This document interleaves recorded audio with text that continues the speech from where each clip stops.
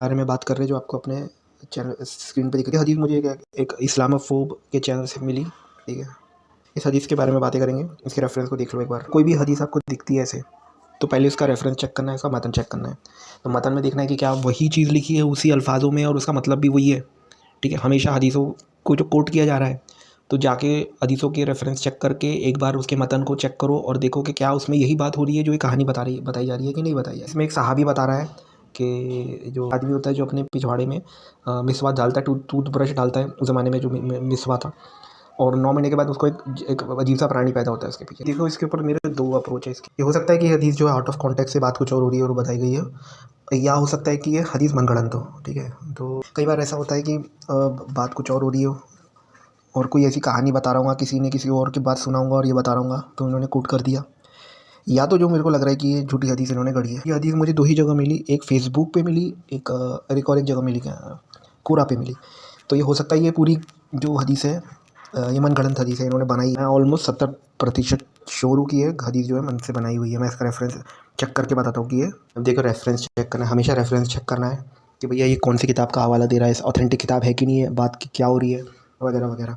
तो एक जो किताब है, इसने 2 किताबों का हवाला दिया, इब्न कतीर की अल बिदाया वल Nihaya volume 2 chapter 17, page number भी दिया उसने, वॉल्यूम 2, ठीक है, वॉल्यूम वगैरह वगैरह।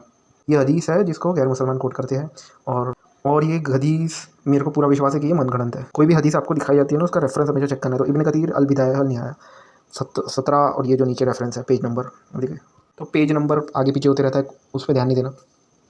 इन इस तरीके की जो हदीसें होती है उनको कैसे टैकल करना है, तो देखना है कि जो रेफरेंस दे रहा है क्या उसमें वही बात लिखी है जो ये नरेशन में बताई गई है, यानी लोगों ने जिस ढंग से वो हदीस को पेश करी है, क्या उसमें वही चीज़ लिखी हुई है, उसी कॉन्टेक्स्ट में लिखी गई है कि नहीं लिखी। या देखना है कि ये किताबें ऑथेंटिक है कि नहीं है। जो मेरे को डाउट है कि ये जो हदीस है ये किसी भी हदीस की किताबों में नहीं मिलती है, ये ज़ईफ़ हदीस की किताबों में भी नहीं मिलती है, ये मनगढ़ंत हदीस है जो ईसाइयों ने फैला दिया है। हदीस के सिर्फ दो ही सोर्स है, मैं आपको बताऊंगा, इसे 2 ही सोर्स है, ये कहीं और नहीं मिलती। एक ये फेसबुक पोस्ट पे ये जो मिल रही है, इस हदीस के 2 ही क्या बोलते हैं सोर्स है।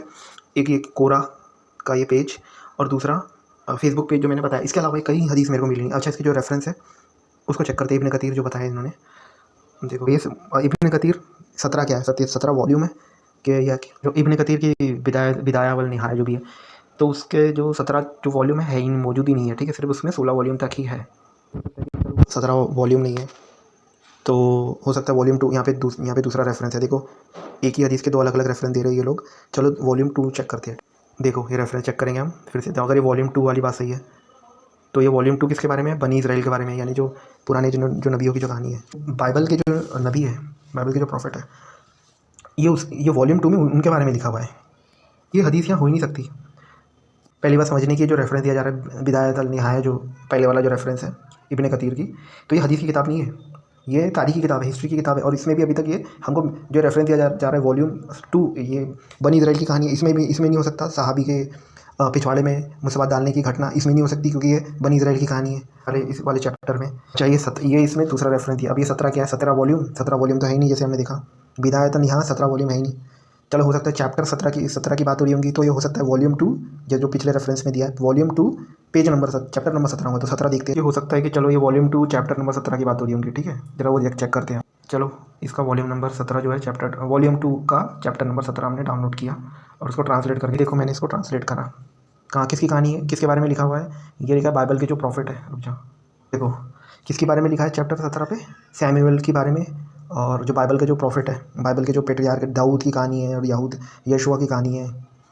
तो ये जो हदीस जो रेफरेंस है यहाँ पे प्रॉफिट के जो कंपेनियन है उनके बारे में कहाँ लिखा है बताओ? क्योंकि ये पूरा चैप्टर ही ओल्ड टेस्टामेंट के प्रॉफिट्स के बारे में है, यानी वॉल्यूम 2 जो है उसमें 17 नंबर भी चेक करे तो उसमें भी कुछ नहीं आता। तक हमने इब्न कतीर का देखा था, अब इसने दूसरे रेफरेंस भी दिया। अब इसमें क्या बात है कि जो दूसरी किताब है और जो दूसरे रेफरेंस जो इसने दिया है, रेफरेंस है इमाम अल हम्बल की किताब है सिदारत अल दहाबी, ठीक है। ये किताब इंग्लिश में भी ट्रांसलेट नहीं है, उर्दू में भी ट्रांसलेट नहीं है।